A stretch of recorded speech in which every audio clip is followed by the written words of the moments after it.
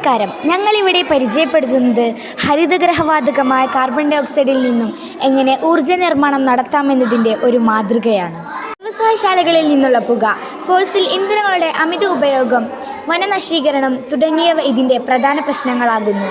ഈ പ്രശ്നത്തിന് ഒരു പരിഹാരമായാണ് ഈ മാതൃക അവതരിപ്പിക്കുന്നത്. വിവിധ വ്യവസായശാലകളിൽ നിന്നും പുറത്തുവിടുന്ന കാർബൺ ഡൈ ഓക്സൈഡ് അടങ്ങിയ പുക ഒരു അബ്സോർബറിലൂടെ കടത്തിവിടുന്നു.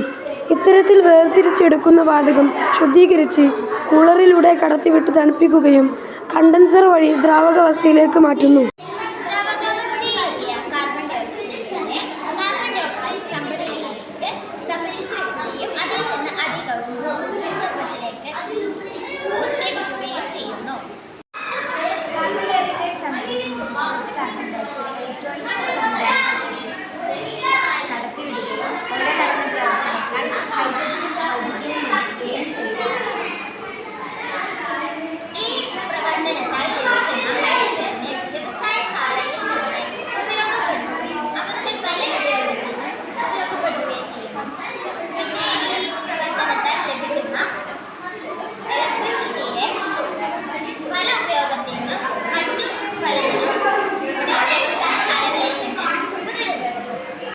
വരും തലമുറയ്ക്കും നല്ല ഭാവിക്കും വേണ്ടി ഇത്തരം മാതൃകകൾ നമുക്ക്